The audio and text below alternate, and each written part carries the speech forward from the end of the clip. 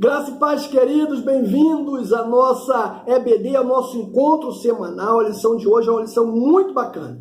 Mas eu preciso falar da lição anterior, da semana passada. Nós falamos sobre a autoridade suprema das Escrituras. E ali nós vimos a origem da Escritura, o primeiro tópico. Falamos sobre o material utilizado, a oralidade da Escritura e falamos sobre o gênero discursivo. Vimos que a Bíblia está dividida em leis, poesias, profecias, evangelhos e as epístolas do apóstolo Paulo. No segundo tópico, nós falamos sobre a inspiração da Escritura. Vimos o que é inspiração. Falamos sobre a teoria ou as teorias insensatas e falamos sobre a teoria coerente. E fechamos a lição falando sobre o poder das Escrituras. E ali nós vimos, segundo o texto bíblico básico da lição, Neemias capítulo de número 9, o que aconteceu quando Esdras abriu o livro e leu para o povo de Israel. 3 coisas extraordinárias aconteceram. Primeiro, a lei foi ouvida, o povo queria ouvir, estava desejoso em ouvir a voz de Deus. Segundo, houve reverência por parte da nação. A Bíblia diz que quando Esdras abriu o livro, o povo se posicionou, se colocou de pé em reverência ao Deus da palavra. E outra coisa extraordinária que aconteceu, a terceira coisa, é que quando a palavra foi explicada por Esdras e eles entenderam, não restou outra coisa senão se prostrar e adorar a Deus de maneira consciente. Que lição bacana! A lição de hoje, o título é A Autoridade Suprema do Evangelho de Cristo. O texto bíblico está em Romanos, capítulo 1, do versículo 1 ao 6 e o versículo 15 ao 17. Eu vou ler apenas o 15, 16 e o 17 do capítulo 1, que diz: de sorte que quanto está em mim, estou pronto para vos anunciar o Evangelho, também a vós que estás em Roma. Não me envergonho do Evangelho, pois é poder de Deus para a salvação de todo aquele que crê, primeiro os judeus, depois os gregos. Pois nele se descobre a justiça de Deus de fé em fé, como está escrito, o justo vive pela fé. Palavra do Senhor. Meu irmão, nós temos 3 objetivos hoje. Primeiro é conceituar o Evangelho, definir sua finalidade atual. Segundo é entender o papel da igreja, nosso papel na salvação dos pecadores. E terceiro é saber de que maneira podemos viver sob a autoridade do Evangelho. Amados, a autoridade e o poder do Evangelho está em proporcionar salvação àqueles que entendem e aceitam a sua mensagem. Por isso, é de extrema importância definir com precisão o conceito de Evangelho a fim de evitar o perigo da sua distorção, como alerta as cartas do apóstolo Paulo. Além disso, nós precisamos, nos dias atuais, discutir, Discutir, que eu falo, é conversar, é pensar, é debater com pessoas inteligentes a respeito do sentido dos adjetivos evangélico e gospel, para identificar um produto cultural que difere radicalmente da mensagem bíblica e torna-se, na maioria das vezes, entretenimento, perdendo seu caráter salvífico. Nós precisamos, na verdade,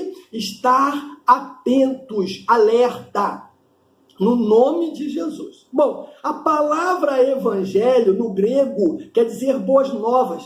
Faz parte da lista dos vocábulos essenciais do cristianismo. O seu significado expõe a autoridade e o poder que remontam à sua origem, ou seja, é o Evangelho de Deus e de seu Filho levado a efeito por meio do Espírito Santo, como diz Romanos capítulo 1, versículo 1 e versículo 9.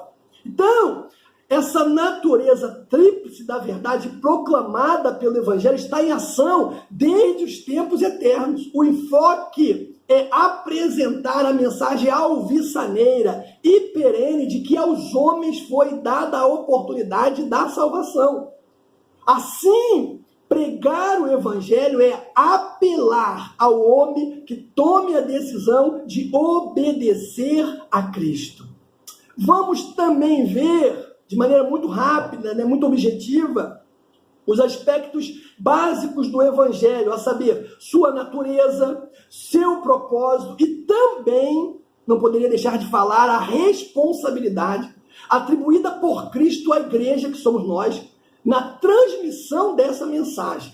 Nos dias atuais, queridos, vamos combinar, é necessário compreender o seu significado bíblico para que não vivamos uma distorção do Evangelho, como aconteceu com as duas primeiras comunidades cristãs, Gálatas e Coríntios. E como acontece muitas vezes com o uso do adjetivo evangélico pela mídia publicitária. Então, no primeiro tópico, nós vamos falar sobre as boas novas da verdade, porque o Evangelho é isso. Duas coisas importantes carrega o Evangelho. Primeiro, que é boas novas. E segundo, que é a verdade. Então, o Evangelho, ele constitui-se no anúncio da verdade em seu caráter genuíno e puro, que é Jesus Cristo Salvador para uma sociedade que descarta valores éticos e morais. A essa verdade, os homens devem obedecer sem exceção. Detalhes sobre o risco da condenação eterna. A boa nova da verdade, ela é digna de fé. Guarde isso no seu coração. O apelo divino para a obediência à verdade proclamada pelo Evangelho pode ser encontrada no Antigo Testamento, uma vez que ela foi anunciada primeiro a Abraão, para depois, abençoar toda a humanidade. A igreja do Senhor Jesus, ela deve estar atenta, com a triste condição que se encontram os pecadores. Eu acho que o alvo da igreja deve ser justamente esse, atentar para essa realidade triste, da vida dessas pessoas que estão aí sofrendo sem o Senhor Jesus Cristo. Uma vez, que nós temos também uma forte barreira a ser transpassada. E que barreira é essa? Primeiro, a Bíblia diz que o Deus desse século impede o homem de perceber a luz do Evangelho e a glória de Deus. Nós sabemos que a única ferramenta capaz de desmascarar as religiões é o Evangelho do Senhor. A sua mensagem, ela implica em fé exclusiva e ela nos orienta à busca, pela vida em conformidade com a verdade por ele proclamada. Por isso, nós devemos seguir o exemplo, ou seja, o bom exemplo daqueles que o vivem integralmente, também ser um modelo para aqueles que estão chegando novos na igreja, o que nós chamamos de novos na fé. A fé, ela é indispensável para alcançarmos a salvação. Hebreus capítulo 11, versículo 6, diz que sem fé é impossível agradar ao Senhor. Meu irmão amado, nós servimos ao Deus da verdade. Logo, tudo o que ele declara é digno de confiança. Ele também é infalível e por isso podemos confiar nele sem pestanejar. Ele também é onipotente, ou seja, nada pode frustrar o cumprimento da sua vontade. E ele também é, além de tudo isso, ele é o Senhor fiel. Ele é o Senhor fiel, ou seja, tudo que ele prometeu vai se cumprir. Então, a coisa mais sensata que podemos fazer na vida, meu irmão, é obedecer a ordem que Deus nos deu de crer em Cristo, visto que ele é o único digno da nossa inteira confiança. Isso foi o que João quis dizer quando ele escreveu: se recebemos o testemunho dos homens, o testemunho de Deus ele é maior, porque o testemunho de Deus é este, que de seu Filho testificou. Então veja que a palavra de Deus, ela é, ou seja, as boas novas, da verdade, ela é digna de fé, mas também ela é libertadora. Se existe algo, irmãos, capaz de libertar o homem de toda tranqueira, é o Evangelho. O Evangelho da verdade, pelo crivo da fé, exerce o poder libertador. a libertação dos cativos é uma ação inerente ao seu anúncio, ou seja, o anúncio do evangelho, embora não torne obrigatoriamente mais fácil a vida daqueles que foram soltos da amarra do pecado. O que eu quero dizer é o seguinte, que uma vez que você aceitou a Jesus Cristo, a sua vida não será apenas mar de rosas. Você vai enfrentar muitas lutas, muitas dificuldades, porém agora Jesus está no barco. E ele é aquele que acalma as tempestades. O poder libertador do Evangelho nos conduz a evitar diariamente a tentação de recuar na fé e olhar para trás. De voltarmos à vida que nós tínhamos dominadas pelo pecado.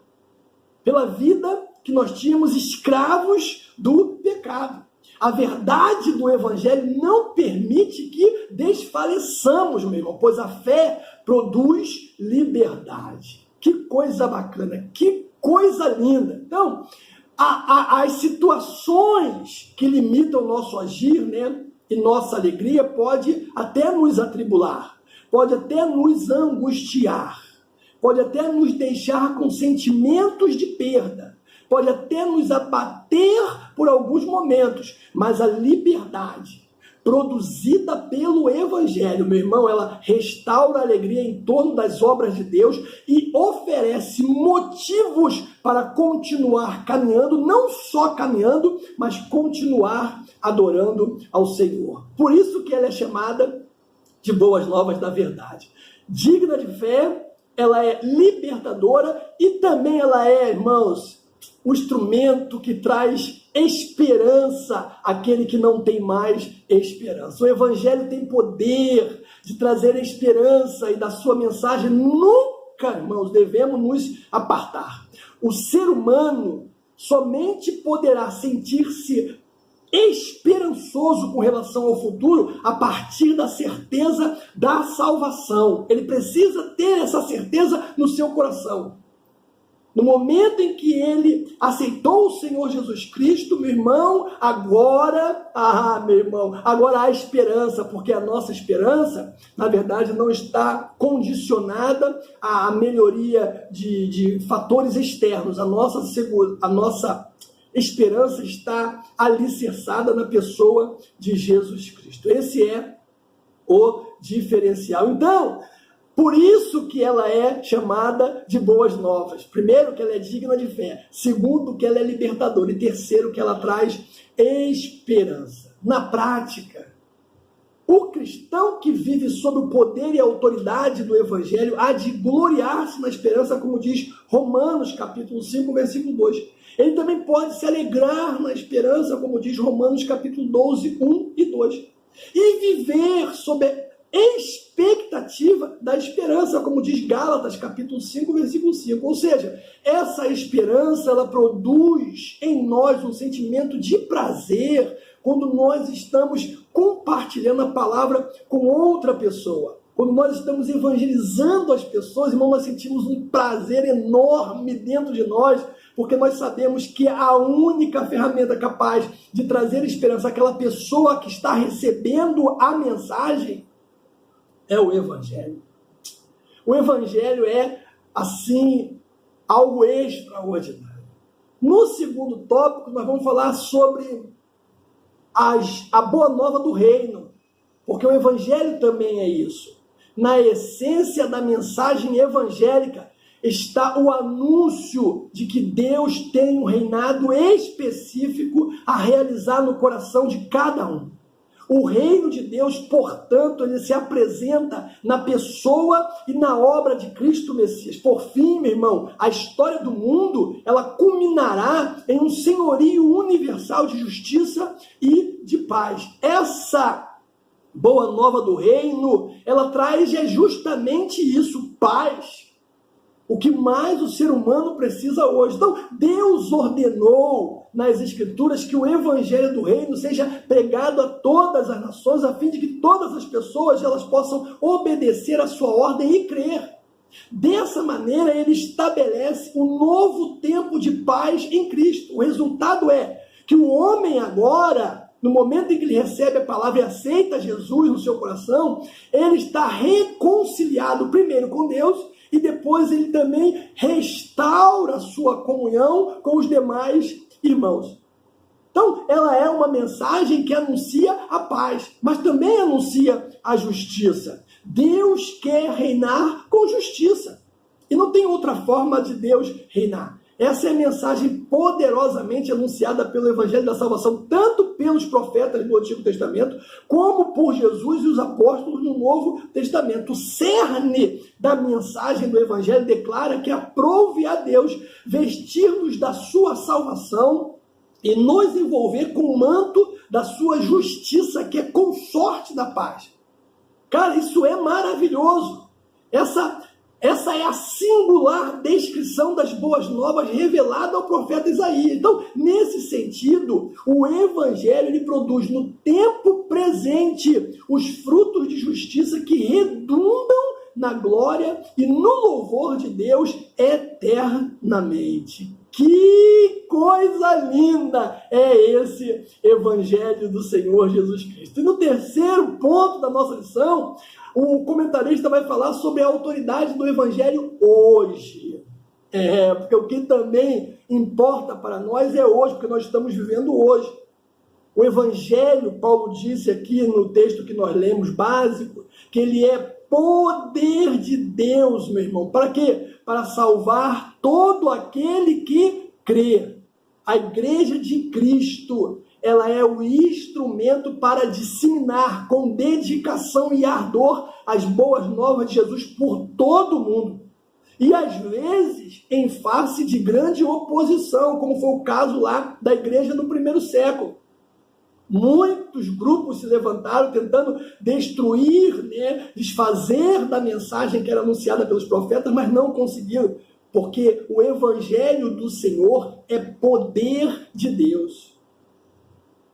Então, quando nós anunciamos o Evangelho, nós temos que ter essa certeza que o que está saindo dos nossos lábios é poder que vai transformar a outra vida. Então, Jesus e os seus discípulos atuavam com poder na apresentação das boas novas de salvação.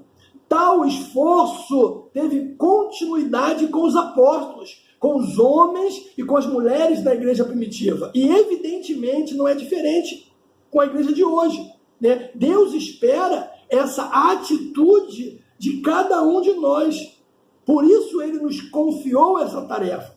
Por isso, sobre os nossos ombros está a responsabilidade de anunciar o Evangelho. Ele é poder de Deus. Poder.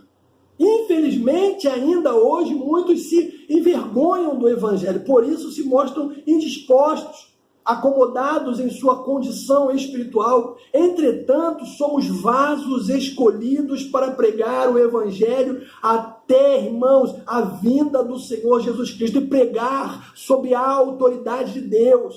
Por essa razão, quando se trata do Evangelho, toda e qualquer omissão deve ser evitada.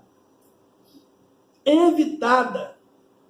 No nome de Jesus, nosso compromisso tem duas vertentes. Alguns são escolhidos por Deus como ministros do Evangelho, isto é, tem a tarefa de pregar o Evangelho como sua missão principal. Outros estão na retaguarda, porém o fato de estar na retaguarda não os impede de também anunciar esta palavra com poder a quem encontrar pelo caminho.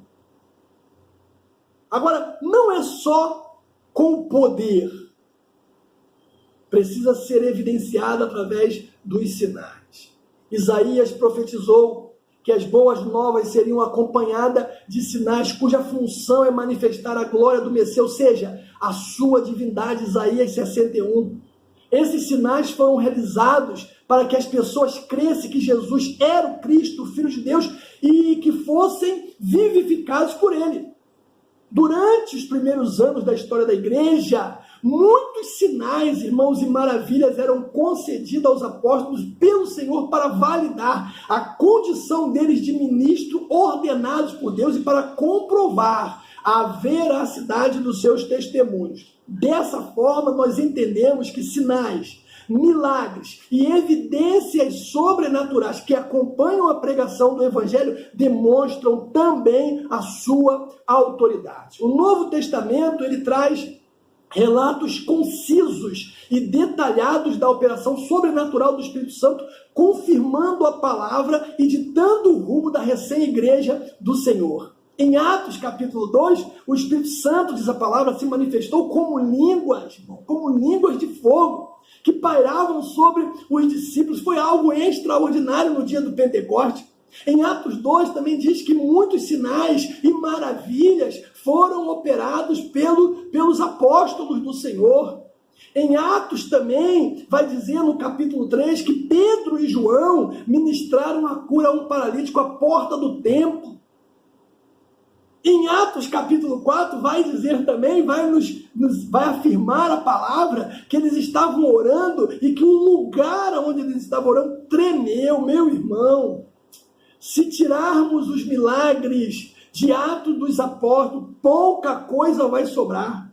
Por mais que os críticos disfarçam do valor comprobatório dos milagres, é inegável que Deus fez uso abundante de milagres ao lançar o cristianismo do mundo. E eu quero finalizar a nossa lição de hoje dizendo, meu irmão, sinais e maravilhas continuam a acontecer na igreja por meio do nome de Jesus Cristo. Essas manifestações, do sobrenatural de Deus significa a aprovação de Cristo e o poder espiritual que está sobre o seu povo. Então não devemos, irmãos, não devemos deixar de notar dois tipos de distorção no conceito do evangelho nos dias atuais. Estamos diante, primeiro, de um evangelho fútil, descompromissado com o Senhor Jesus, totalmente voltado para a satisfação pessoal e interior do líder, cujas principais características são mundanismo, imaturidade, aspectos carnais de experiências religiosas. E o segundo, irmãos, estamos diante também de um evangelho falso, embora acompanhado de grandes sinais e prodígios, é apresentado por obreiros fraudulentos, falsos mestres, lobos devoradores, disfarçados de ministros de Cristo.